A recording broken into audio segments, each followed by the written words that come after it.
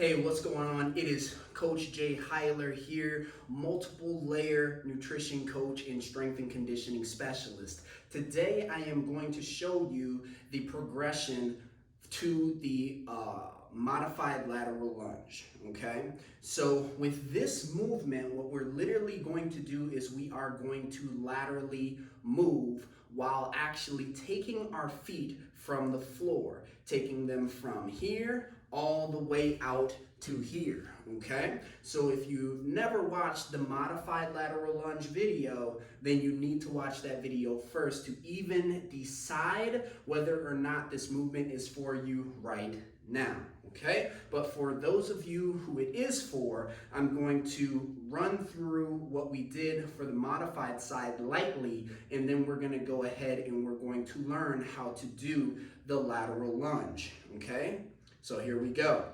So the first thing that we have to understand, and you'll remember this from the first video, is that the width from heel to heel is completely dictated based off of our range of motion laterally from side to side, okay? So all I'm going to do here is I'm going to lean to one side, first shifting my hips back, and I'm going to come to the side that I'm going to start with, okay? Now the goal here is to make sure that my knee and my heel are in one line. As you can see, it is. You'll notice my knee is not breaking in. In fact, my knee is pushed away from the midline of my body, okay? So range of motion wise, that's what it needs to look like as you get to the peak of the movement, okay? Or the lowest part of the range of motion, all right? Now, from the other side, it should look similar. As I come down, I want to make sure that my knee and my heel are still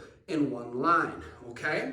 Now, also, you know that you're doing this properly if you feel a lot of stretch coming from the medial hamstring, which is the inside hamstring, as well as the groin, which sits right in here. These are muscles that get very tight from doing a lot of sitting, as well as a lot of cycling, maybe even a lot of walking, or just a lot of lower body movement in general, okay? So if you're sedentary or if you do a lot of lower body movement, you might be really tight in between the legs, so this helps that out quite a bit. The hips, they start back, okay, before you even think about doing anything, but the only difference is we are starting like this versus like this where we're already into position, okay?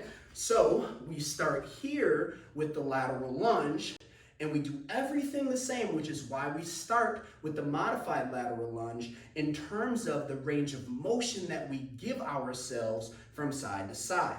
The goal here is to first flex the quadricep of the stabilizing leg. It is the leg that is going to remain straight, okay? Now, the other side gets all of the dynamic mobility. So I'm going to flex my quadricep like I am right now, meaning that the knee stays back, it never goes forward. If it goes forward, we're putting a lot of tension through our knee as we go lateral, okay? And that's how a lot of people can get knee injuries. So make sure that you are really flexing the crap out of the quadricep that is going to remain as the leg that is stabilizing the movement. So we flex the quad, we send our hips back, and we're simply gonna laterally lunge to where the knee and the heel are in one line, and we're gonna step back. Notice how slow I did that.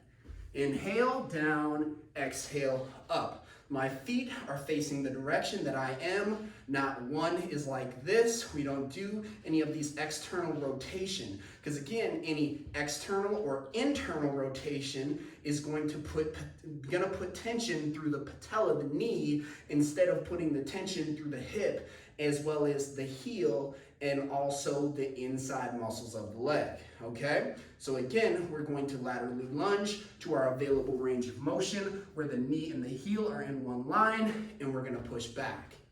Inhale down, exhale up. Whoa, see, I used too much power and that might happen to you. It's good that I'm showing you this on video. Inhale down, exhale up. Inhale down, just enough power to get up, exhale up. Inhale down, exhale up. And your control is going to get better with this movement the stronger that you get. It is literally the same from side to side. Now I'm gonna flex the other quadricep because now this leg is stabilizing. This leg is doing the dynamic mobility. Hips back, inhale down, exhale up. Notice my knee and heel are still in one line. I can tell because I'm actually, there's too much power again. I'm looking at a mirror, you can't see that. So you yourself might want to do this in front of a mirror. Hips are back, stabilizing leg, flexes the quadricep, inhale down, exhale up. Now, as always, when you're moving unilaterally or you're working one side first, you want to decide what side of your body is the strongest. Now, we're not symmetrical beings, which means that right to left is different, and it always will be. But what we can do is we can bridge that gap by bringing the strong side closer to the weak side. How we do that is we literally start with our strong side first. We do as much time under tension as we possibly can with perfect form and perfect range of motion. And then when you can no longer move that side properly, then you switch to the other side. So in other words, the weak side now has to mirror the strong side. Again, because you're doing what the strong side did, now the weak side is going to increase in strength progressively week after week, and that's the goal. The goal with strength training is always to get stronger in whatever movement that you are doing by proper undulation, as well as just, in general, proper progressions. If you don't know how to do that, of course, I know a guy, I might be that guy, you can reach out to me for help. But give this movement a shot. Again, if you haven't watched the modified lateral lunge video, go ahead and watch that first so you understand how to do it and you do not hurt yourself. That being said, we will speak soon. This has been the lateral lunge. I'm Coach Jay. Peace and love.